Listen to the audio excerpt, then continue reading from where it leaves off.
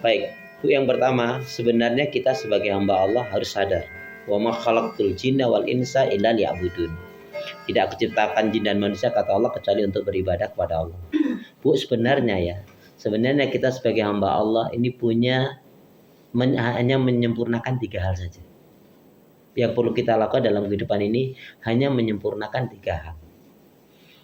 Secara umum Nabi mengatakan kalau kita diberi kesenangan, kenikmatan, bersyukur. La in syakartum la azidannakum wa la in kafartum inna adzabi lasyadid. Kalau kamu mensyukuri nikmat-nikmatku, kata Allah, Allah akan tambah berkah karunia-Nya. Kalau kamu kufur, azabku pedih. Dikuatkan lagi, ma yaf'alullahu bi'adzabikum in syakartum wa amantum wa kana Allahu syakiran alima. Tidaklah Allah akan menyiksa kalian, tidaklah Allah akan mengazab kalian kalau kalian benar-benar bersyukur dan beriman kepada Allah. Yang kedua, kalau diuji yang tidak menyenangkan, sabar. Bu, maaf ya, mengenai ujian, coba Ibu perhatikan surat Al-Ankabut ayat pertama, kedua, dan ketiga. A'udzubillahi minasyaitonirrajim. Al-Ankabut surat yang kedua 9 ya. 1, 2, dan 3. Alif lam mim.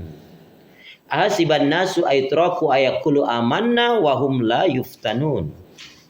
Walaqad fatana alladziina min qablihim fala ya'lamanallahu alladziina shadaqu wa la ya'lamanal kadzibin. Boleh Bu bacakan artinya? Al-Ankabut 1, 2, dan 3. Ya. Apakah? Ya. Monggo. Monggo artinya? Alif lam mim. Alif lam mim.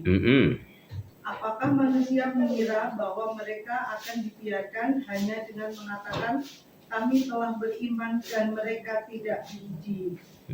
Dan sungguh kami telah menguji orang-orang sebelum mereka. Maka Allah pasti mengetahui orang-orang yang benar dan pasti mengetahui orang-orang yang dusta. Bu, ujian itu sebenarnya banyak sekali hikmah manfaatnya. Apa di antara hikmah manfaat ujian itu? Satu, untuk menyadarkan diri kita itu adalah makhluk hamba Allah, lemah. Yang maha sempurna, maha kuat adalah Allah. Kemudian Allah menguji kita itu untuk mengangkat derajat kita. Yang ketiga, Allah menguji kita itu untuk mengampuni kesalahan dosa kita. Ya. Kemudian untuk meneguhkan iman kita. Dan sekaligus iman kita ini benar atau palsu. Makanya ketika orang yang beriman selalu mengkaitkan hidupnya dengan Allah. Gak usah jauh-jauh Bu. Nih, kita bangun tidur tiba-tiba kaki gak bisa digerain, mau apa? Bangun tidur tiba-tiba tangan ngepel terus. Bangun tidur tiba-tiba nih gak jelas nih pendengaran. Gak budek sih, tapi gak jelas. Bangun tidur kita nih gak bisa ngelihat, bukan buta, tapi gak jelas banget. Ini si fulan kalau gak ngomong kita gak ngerti siapa yang sebenarnya. Pasti kita ngeri kan? Dan itu kita kaitkan dengan Allah. Saya bisa menggerak, saya punya ini, punya itu, adalah kan Allah Subhanahu wa taala. Nah, orang yang biasanya berat Bu mengalami ujian itu karena dia merasa memiliki Bu. Lain dengan ini titipan Allah. Anak, istri, suami, tempat tinggal, pekerjaan, apa saja itu titipan Allah, milik Allah. Ada masanya Allah akan ambil, ada masanya Allah beri. Dulu kita nggak punya, kemudian Allah kasih. Sampai-sampai Nabi mengatakan begini maksudnya ya, mamin muslimin, tidaklah setiap muslim itu laki maupun perempuan dia pasti akan diuji. Diuji dari dirinya sendiri secara umum ya Bu ya. Diuji dari diri sendiri itu apa? Dari nafsunya, dari jiwanya, dari pekerjaannya, dari aktivitasnya, atau dari fisiknya. Dia akan diuji. Kalau yang suami diuji dengan istrinya, istri diuji dengan suaminya, atau anak diuji dengan orang tuanya, orang tua diuji dengan anaknya, atau teman sahabatnya, atau tetangganya, atau saudaranya. Dia diuji Bu dengan hartanya, jiwanya, atau fisiknya. Itu pasti. Sampai dia datang menghadap Allah tanpa memiliki dosa. Jadi ketika sudah kita memahami seperti ini Bu, sebetulnya enggak, sudah memangnya Allah begitu kan? Senyum saja, ya Allah, ini memang kehendak-Mu ya Allah. Nih, contoh ini. Ini roti ini. Udah tinggal lep. Ini kan tinggal ngelep. Anak minta, cucu minta, kita kasih enggak? Nah, ini sudah kita pegang. Memang bukan rezeki kita. Makanya ketika kita mengatakan innalillahi wa inna ilaihi raji'un, itu kembali memangnya Allah begitu. Tuh, makanya saya katakan apa? Kalau kita menyadari tugas kita di dunia ini yang penting menyempurnakan 3 hal. 1, menyempurnakan ikhtiar kita. Ikhtiar itu usaha kita dengan serius sungguh-sungguh karena Allah. Ya. dan sangat serius. Walladzina jahadu fina lanahdiyanahum subulana wa innallaha lama'al muhsinin. Surat 29 ayat terakhir itu. Dan orang-orang yang bersungguh-sungguh di jalanku, di jalan Allah, mujahadah, Allah akan tolong, Bu. Ya, Allah akan tunjukkan jalan-jalannya Allah. Ya, 29 ayat terakhir, 69. Jadi yang pertama ini apa? Menyempurnakan ikhtiar kita, usaha kita. Ya, orang Indonesia lebih dominan memahami itu usaha daripada ikhtiar. Padahal beda sekali ikhtiar dengan usaha. Tahu nggak bedanya? Apa bedanya usaha dengan ikhtiar? Jangan bilang Arab dan Indonesia. Kalau usaha itu yang penting dapat. Mau halal, mau haram, mau nabrak, nggak masalah. Yang penting dapat, yang penting bisa. Yang penting saya lakukan ini. Nggak memperhatikan halal haram, bener apa nggak peduli. Tapi kalau ikhtiar, niatnya saja sudah untuk ibadah mengharapkan keridhaan Allah. Caranya pun dengan caranya Allah. Yang kedua, dia tidak akan menghalalkan segala cara. Dia akan perhatikan haram halal. Ditambah lagi, misalkan kaitan dengan rezeki dia dapat, dia berikan. Bukan untuk senang-senang di sini. Dia tahu kewajiban, ada zakat, infak, sedekah misalkan. Waktunya ibadah. Tapi kalau namanya usaha, ya usaha, sholat entar aja deh. Nah, ikhtiar enggak? Nah, dan ikhtiar itu selalu dikaitkan dengan penyandaran diri kepada Allah Subhanahu wa taala. Berapa banyak, Bu, maaf ya, orang pensiun dia kerja selesai, ya sebatas hanya ya kerja saja, bukan ikhtiar. Berarti dalam kerja itu boleh jadi ada halalnya, ada haramnya, dia terjang. Tapi kalau ikhtiar, jelas ada kaitannya, panduannya dari Allah Subhanahu wa taala. Caranya, niatnya yang didapatkan dikembalikan kepada Allah Subhanahu wa taala. Jadi kaitannya dengan ibadah. Itu ikhtiar. Ya, nanti dampingannya ikhtiar ada doa, ada tawakal dan lain sebagainya. Yang pertama yang kita sempurnakan adalah yaitu ikhtiar kita. Ya. Boleh kita berobat, kata Nabi, tadawu ibadah Allah. Berobat kalian sekalian hamba Allah. Tapi dengan cara yang dibenarkan oleh Allah. Kalau tadi ditanyakan bagaimana kita ada ujian, ada masalah, kita minta didoakan orang yang soleh, orang yang alim, boleh. Tapi kita berkeyakinan begini, semuanya nggak akan terjadi kecuali atas kehendak Allah. Sekiranya melalui ustadz itu, guru itu, kiai itu, dia ya karena dia dekat pada Allah, semoga doanya dikabulkan oleh Allah. Boleh kita bertawasul dengan orang yang soleh, orang yang ahlul ibadah, orang yang dermawan, orang yang taat, orang yang baik, boleh. Kita minta didoakan, ya, minta nasihatnya, boleh. Ya, minta amalan apa? Ya, sebetulnya amalannya mungkin karena dia belum tahu. Amalannya apa nih ya, Kiai, biar saya ini tenang. Ya, yang pertama kamu banyak zikir kepada Allah. Kamu harus ikhlas menerima takdir Allah dan harus bersangka baik kepada Allah. Yakin inilah yang terbaik menurut Allah untuk kamu, untuk diri saya. Bu ngerti? Ada sahabat Nabi atau Rasulullah dulu. Itu kalau berdoa katakan minta A. Kemudian dikasih oleh Allah A, maka dikatakan alhamdulillah. Tapi minta A dikasih C, jauh nggak? Iya. Minta A dikasih C, alhamdulillahnya lebih banyak, lebih sering, lebih banyak. Alhamdulillah. Loh, kamu kan mintanya A, ini kasih C. Kok alhamdulillah kamu lebih sering, lebih banyak? Apa? Dia bilang apa, Bu? Aku kalau minta A, kemudian dikasih oleh Allah A, berarti itu mauku, ya kan? Aku minta A dikasih oleh Allah C. Berarti ini maunya Allah. Nah, ini loh, Bu, yang kadang kita nggak paham. Ya, nggak boleh yang namanya sabar itu bukan berdiam diri loh, Bu.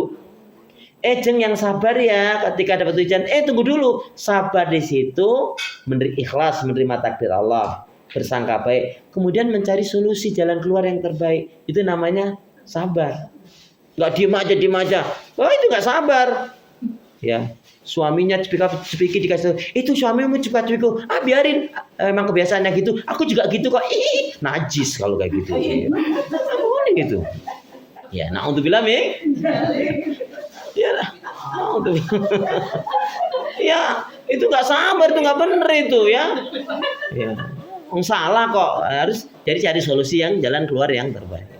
Jadi datang ke ustadz, ke guru, minta doanya, minta amalan yang memang itu diajarkan oleh Nabi. Ada, Ustadz kok saya sakit, kata Ustadz, kata nih begini, Bu, jangan lupa doa Bismillah 3 kali.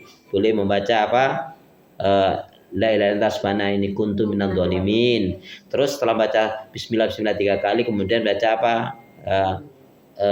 Allahumma anta rabbi la ilaha anta khalaqtani. Itu baca apa? Istighfar, Sayyidul Istighfar. Itu kan amalan dari Nabi. Kalau seperti itu boleh. Yang nggak ada amalan ini, tapi nggak ada dari Nabi. Nah itu yang, karena boleh tahu, boleh jadi maksud saya Ustadz itu memang sudah memahami. Seperti Rabbi a'udzubika min hamazati syayatin a'udzubika rabbi aydurun. Dibaca berulang kali biar hatinya tenang, biar dirinya nggak terganggu oleh syaitan. Kan itu memang amalan dari Al-Quran.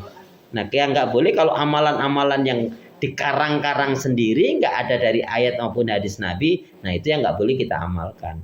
Ya. Contohnya, Bu, buktikan kalau nggak percaya. Kalau ibu, ya, oh saya ini ingin kaya, saya ini ingin bahagia, ya sudah, baca ayat kursi 77 kali tanpa napas. Nah iya, nggak bener itu kan. Nah artinya amalan seperti itu minal ngawurin kan. Iya. Apalagi sampai 153 kali. Nah tanpa napas lagi ya. Nah, jadi menyempurnakan ikhtiar. Yang kedua Bu, yang perlu kita sempurnakan adalah doa. Ibu ngerti nggak mana menyempurnakan doa itu ada dua. Nih, yang bisa menjawab dengan benar hadiahnya umroh. Ya, saya ulangi ya. Ini Ibu yang kedua adalah menyempurnakan doa. Bagi Ibu yang bisa menjawab dengan benar hadiahnya umroh. Oh ya sudah, maunya bayar sendiri ya sudah, silakan kalau gitu. Nggak mau dibayarin, tadinya mau dibayar sendiri ya sudah. Itu tadi. Astagfirullahaladzim. Bu, ini ya, perhatikan. Menyempurnakan doa itu ada dua. Maksudnya apa? Maksudnya menyempurnakan, yuk kita sempurnakan doa kita itu ada dua. Maksudnya mana yang menjadikan doa kita dikabulkan, amalkan. Mana yang menjadikan doa kita nggak dikabulkan, tinggalkan. Contohnya, yang menjadikan dikabulkan doa kita adalah kita bakti sama orang tua. Berarti kita amalkan. Yang menjadikan doa nggak dikabulkan, durhaka sama orang tua, jangan durhaka. Nah, yang menjadikan doa kita dikabulkan oleh Allah Subhanahu, kita harus yakin. Yang menjadikan nggak dikabulkan, nggak yakin. Ya jangan nggak yakin, tinggalkan yang membuat kita nggak yakin. Ya, yang menjadikan doa kita dikabulkan oleh Allah Subhanahu Wa Taala apa? Kita harus bersangka baik kepada Allah, ya kan? Jangan ragu. Nah, malah jangan suuzon kepada Allah. Nah, yang menjadi itu maksudnya menyempurnakan doa, yang menjadikan doa kita dikabulkan, amalkan. Yang menjadikan doa kita nggak dikabulkan, tinggalkan. Contohnya, doa nggak akan dikabulkan kalau kita masih dalam lingkaran haram dan riba. Berarti harus kita tinggalkan kalau memang ingin doa kita dikabulkan. Nah, itu satu contoh makna dari menyempurnakan doa. Menyempurnakan doa maknanya melakukan yang menjadikan doa kita dikabulkan, kita amalkan. Yang menjadikan doa kita nggak dikabulkan, tinggalkan. Ada? Ya. Dan yang ketiga, yang kita sempurnakan apa? Tawakal. Sudah, jangan ngatur-ngatur Allah lagi. Kadang-kadang kita ini Bu, kata Nabi kan ada ayat, kamu itu istijal. Istijal itu apa? Ditanya, gimana kalau ini gambaran gini, gimana masalah kamu? Aduh, masalahnya ruwet, kamu kurang doa, udah doa, tapi kayaknya nggak dikabulin, ya sudah. Pinginnya cepat-cepat. Dosanya sudah bertahun-tahun. Giliran baru 2-3 bulan sadar, cerewetnya ampun, Bu, minta ini, minta itu. Pengen cepat dikabulkan. Ini kan tergesa-gesa kan.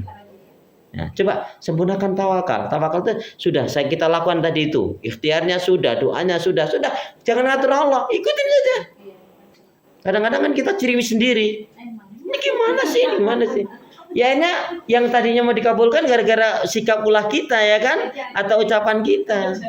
Ya, yang membuat dia jadi bukan Allah nggak kasih, dari ulah kita sendiri.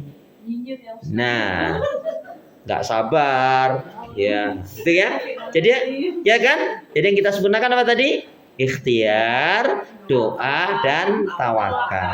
Doa tadi dalam dua hal, yang menjadikan doa dikabul dijalankan, yang menjadikan doa nggak dikabulkan tinggalkan. Insya Allah berkah itu, dan Allah akan menemukan. Amin ya rabbal alamin. Masya Allah.